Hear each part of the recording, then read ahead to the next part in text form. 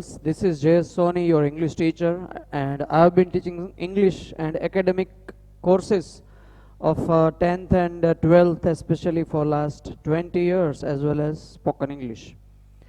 Here we are learning simple present since last lecture we have started, and in last lecture we had completed up to negative sentences. The first part was what is situation, in which particular concept it is used, and which particular formation is used in that positive sentence situation. The second part is when to use s or es, and the second type of sentence we learnt was negative, and which particular helping verb is used with which particular pronouns, right? Now we are moving ahead with third stage, that is yes or no questions. What is that? Third stage, in short we call it y/n, yes or no questions. And the formation is, the first part is do or does. The second is subject, then negative part. If the sentence, the question is negative, then only this will be here, that's why we put in brackets. And then V1, O and OW question mark. Once again I would repeat, when to use do and when to use does. Why? Because this is a common mistake, most common mistake by most of the students in identifying the subject. The subject is he, she, it, and from the family of he, she, it, we use does or doesn't, maybe fusion also. If does and not is, these two words are fused. If doesn't is used, we have to put it here only, there is no not behind the subject. Do or don't is used only with I, we, you, they, and more than one names in the place of subject. So this is very common information, but if you forget, you may make mistake. Let's take some example.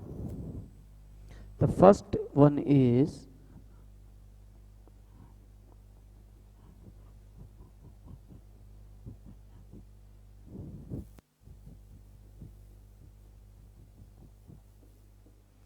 do you believe in God? See, these things has nothing to do with habit or daily routine, etc. Some particular actions are never spoken with this kind of time related words, right? We can't say do you believe in God every day or every Sunday, etc. It is forever. That's why it is simple present, right? If you are finding the keyword in this type of sentence, you will not be able, right? There is no such keyword which was listed in the first list.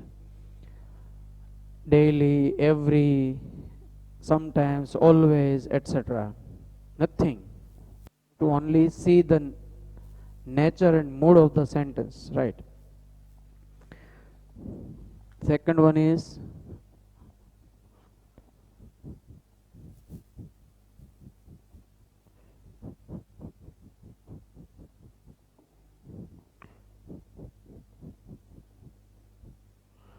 does he help you in homework? Now you will be able to find the mistake if it is does he helps you. Wrong, Because in presence of does or doesn't, as I told you earlier, pure V1 will be used. It's not helps. Does he help? Third,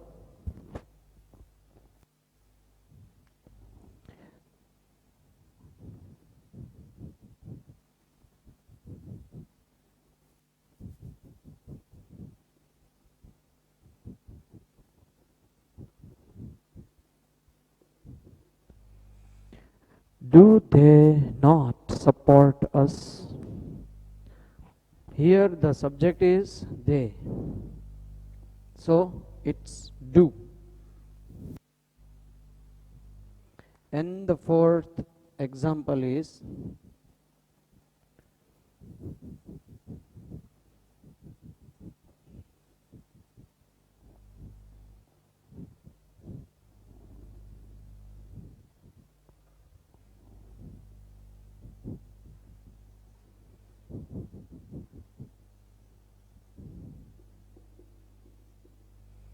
does she not behave politely? Or doesn't she behave politely? The thing is, she is from he sheet family. So does not is for negative, but here it's behave. It's not behaves. Be careful. And politely. Right? Okay. Next stage is WH questions. In WH question, we start with WH word. What is WH? The word which starts with WH means you want to inquire in detail. If you want to inquire only in yes or no mode, if you want the answer in only yes or no, it is yes or no question. But if you want some particular detail like who, where, when, what, why, etc., it becomes WH question. There are different rules for many WH question. It's not general. One formation isn't used for every WH keyword, right? So be careful. In WH question, this is a common formation, standard formation to follow, but you have to keep in mind that the same formation isn't used with who. Let's start with the first one, who. If we start the question with who and it is in simple present, this too will be cancelled. Why? Because who itself is subject. It is unknown subject. You want to find the subject. You want to know the subject. That's why is who. This two will be cancelled and directly V1 will be used attached with S or ES. Right? So let's take one example.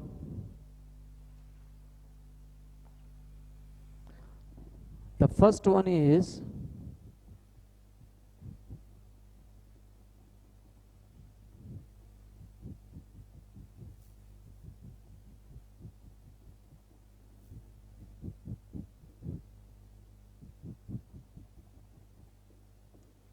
who teaches you English at school? That's the question. So what you have to keep in mind? Who plus teaches. Got the point? And if it is underlined, who plus teaches, you have to identify it's not who does teach. What is wrong? Who does teach is wrong formation. If that is written in editing sentence in question and it is underlined part, it is wrong. Does will be removed and es will be put behind teach. It becomes who teaches. Now the answer is that you have to follow the first positive sentence formation. Sentence means starts with subject and V1, S plus V1. For example, here the answer will be Jay sir teaches us English at school. Got the point? Start with subject, and the subject is singular. That's why teaches. There are two teachers, right? If you want to speak both the teacher's name, es will be removed. Got the point? Jay sir and Rachit sir teach us English at school. Why? There are two names in the place of subject. Es is removed. Okay. Next.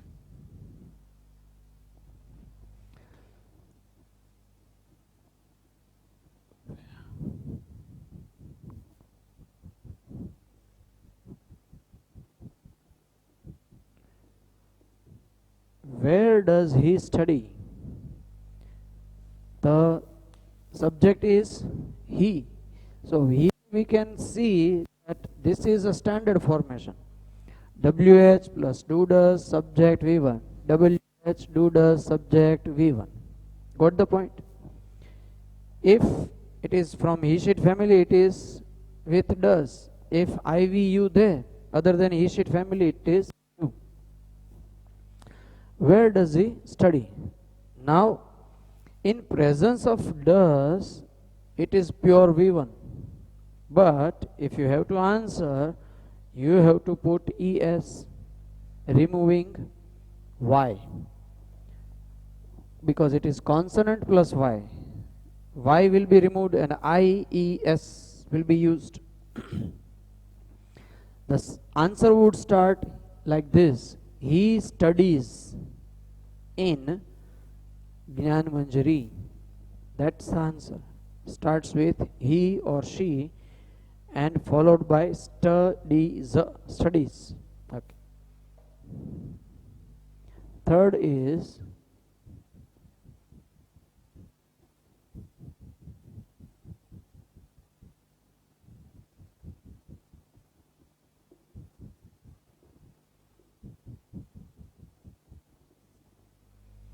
when do they open the shop? What is the subject? They. IVU they take do with them. And the answer is they open the shop. S plus V1. They open the shop and give any time at 10 o'clock, at 9:30, whatever.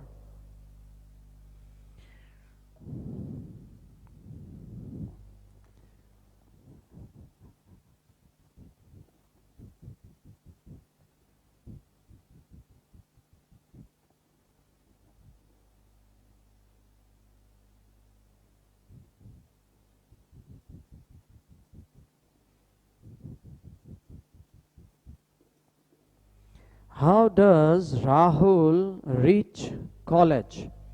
That is, how does Rahul reach college? Means the way, method, by walking, by bus, on the bike, by car. How does he come? But the thing is, in presence of does, it is pure V1. It's not reaches. But when we give answer, Rahul reaches by bus, or Rahul reaches college by bus. Got the point? Okay. And the fifth one is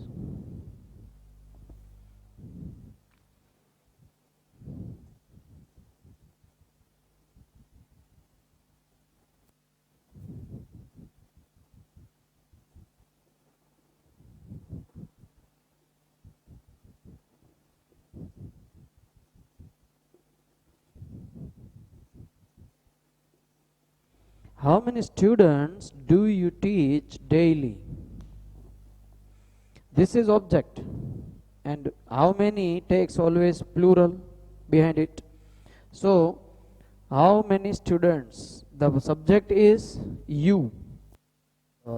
Helping verb is do. Verb form is V1 pure. Teach. If here anything from he-sheet family is, there will be does. Does he teach? Does she teach? Does Mehta sir teach? Etc. Got the point? Now the answer will be starting with I or we. I teach 50 students daily. Any can be there, but the main thing is I teach. He teaches. She teaches. Got the point? These things will help you in framing questions, because you will get the sentence in positive or negative, and underline part will be from any particular detail, numerical detail. For example, I would give you, I teach 50 students daily. It is given, and 50 students is underlined, so it is numerical information and countable. So you have to convert into question with this: how many students do you teach daily? Got the point? This is called framing question. In short, we would say FQ. Got the point? In simple present, now we are going to learn passive voice. As I told you in the beginning of this tense, simple present, in the same tense we would study both active voice as well as passive voice. So the first part, what we studied in earlier time or lecture, which was active voice. You know well, the subject is in the beginning. It is the common formation and idea of active voice. Why it is called active? Because the subject is active. The subject is important. And the subject itself does something. It is said in the sentence. Got the point? Now we are going to start passive voice.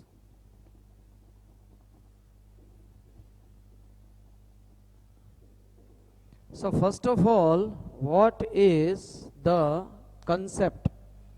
So many students fail in understanding concept only.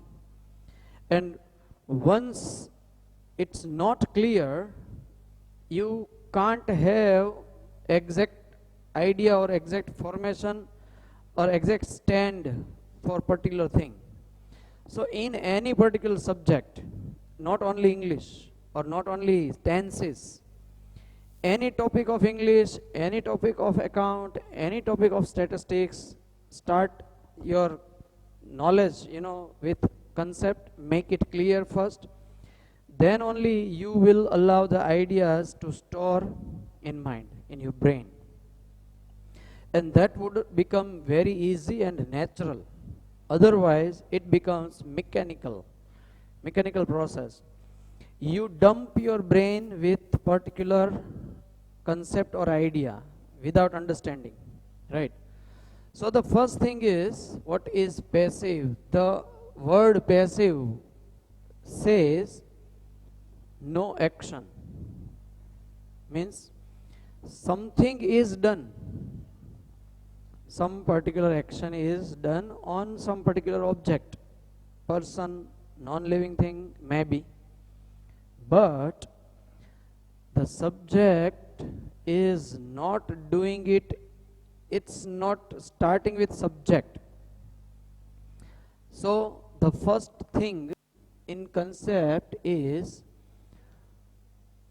the subject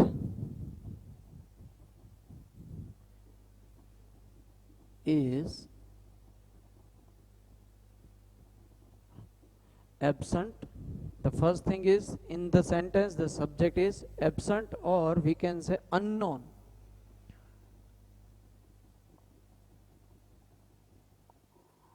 Unknown. You don't know who did that or who does it.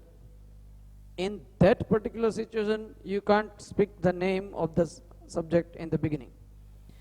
So in that situation, particularly, you have to make the sentence in passive. For example, in active, if you say somebody stole my purse, got the point? Somebody is unknown. The doer is unknown. That's why you put somebody or someone. But instead of that, you speak, my purse was stolen. Got the point? In that situation, you feel that speaking subject is not necessary. What is important? What is necessary? Starting with object. The second one is when the subject is less important than object, or in other words, you can say the object is more important than subject. It is used in the beginning of the sentence. This is second situation. When subject is present but it is less important. What is more important? Object, obviously. The sentence would start from the object. And as I told you, the subject is unknown. For example, when some organization or some government is doing something and that government or organization's name isn't used in the sentence, only the action and the object is important, this sentence is made in passive voice. For example,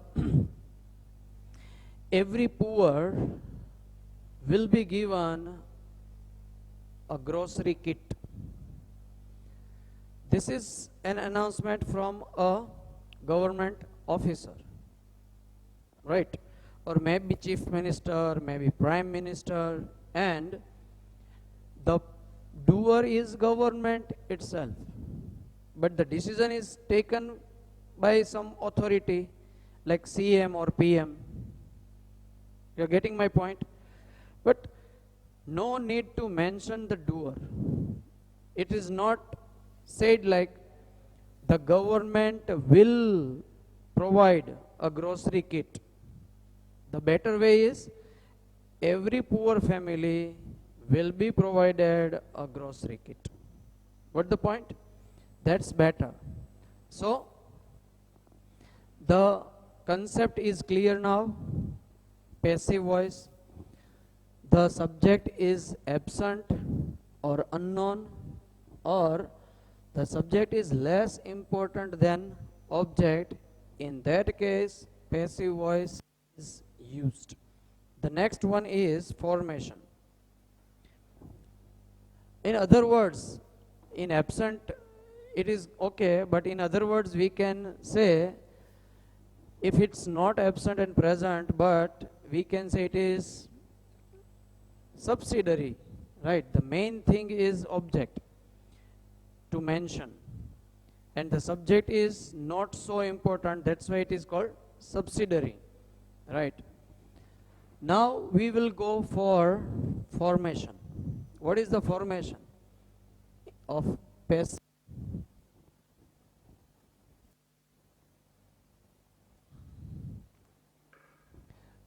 Every formation of passive will always start with object, then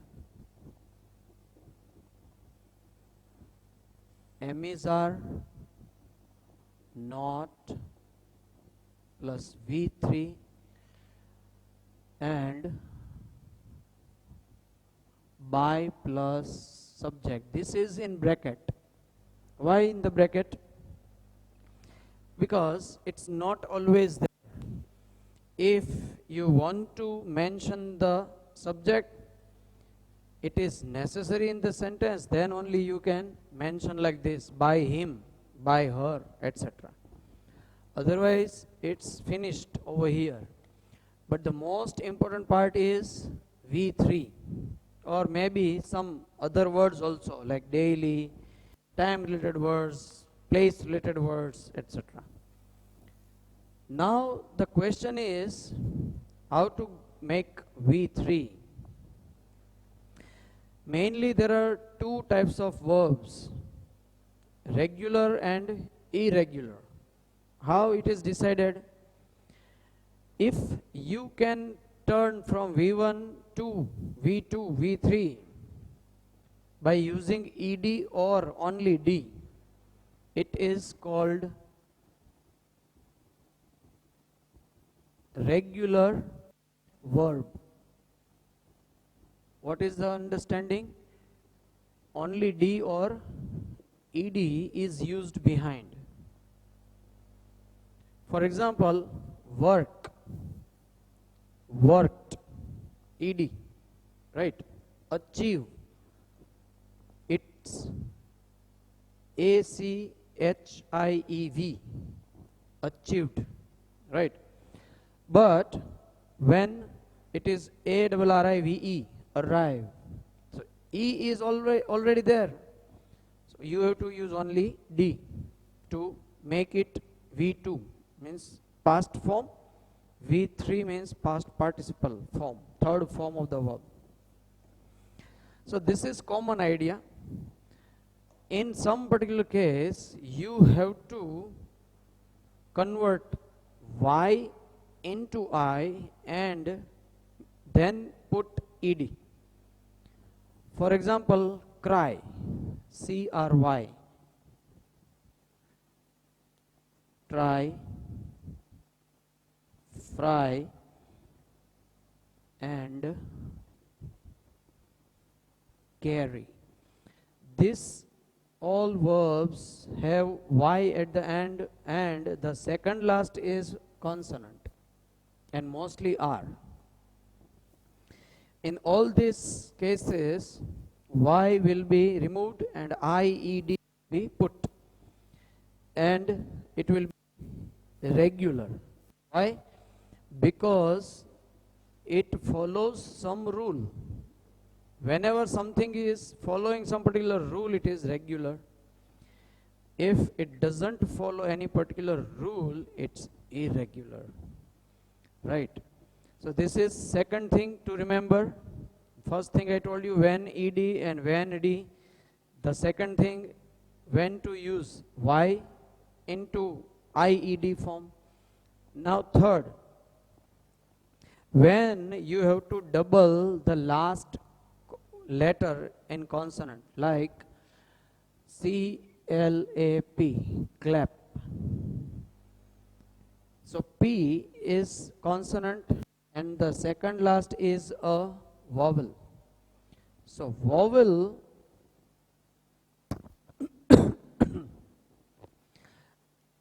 follows the consonant. Consonant, vowel, consonant. This is the formation. In that particular situation, the last consonant will be doubled. CLAPPED before you use ED. Got the point? In the same way, STOP, stop, becomes stopped. The same way, bag comes bagged. Keep this thing in mind. Consonant, vowel, consonant. Last three characters of E1 in the spelling take ED. It is common, but before ED, the consonant is doubled. This will be applied in only this structure, consonant, vowel, consonant, but not in this particular situation like look. Consonant, vowel, vowel. There are two vowels.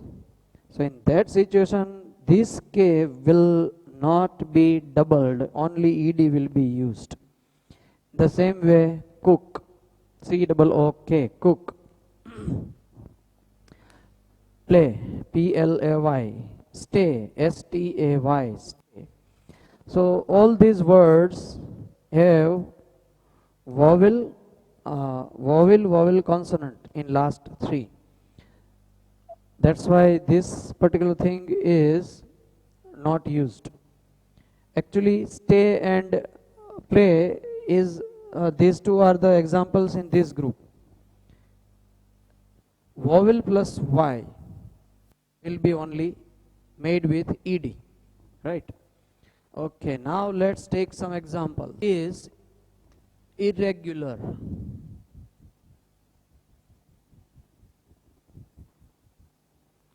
Verbs. What is irregular verb? Which has no particular rule to follow. Nobody can explain how it is made from V1 to V2, V3, etc. For example, go, went, gone.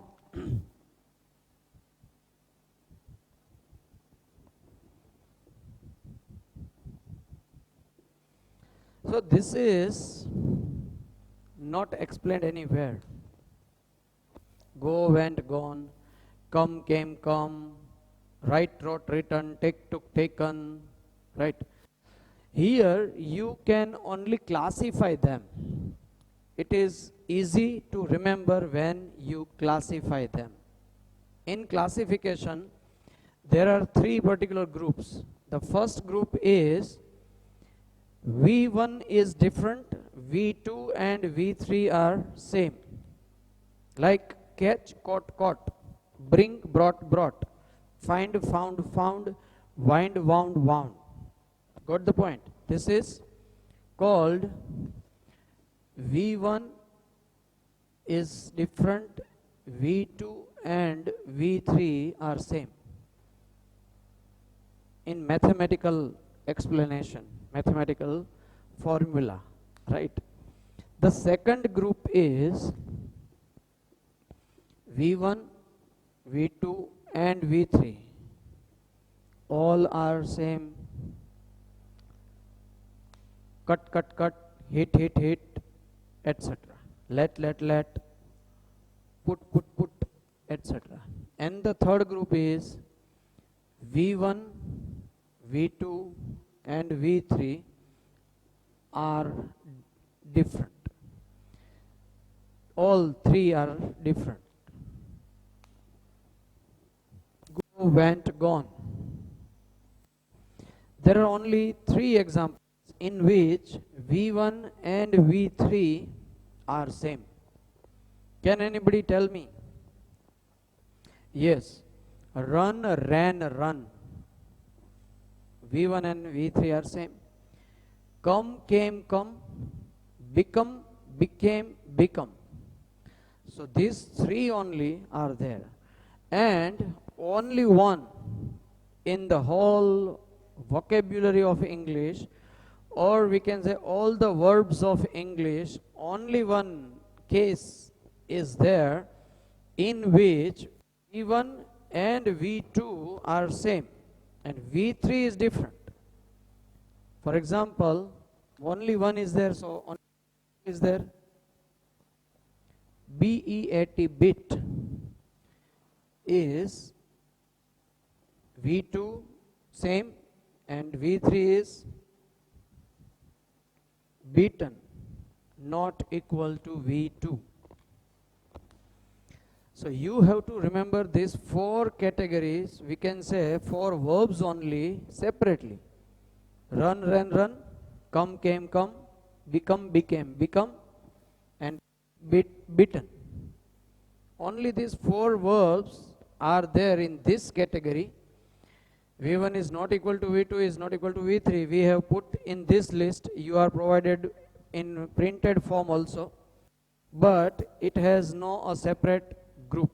We haven't categorized in a separate group. So above all this, we have only three groups. V1 is separate, V2, V3 same. V1, V2, V3 all same.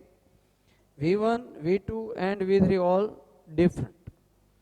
In these two lists, there are around 45 verbs.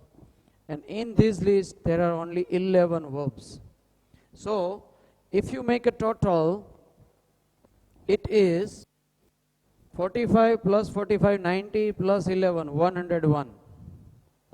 Got the point? And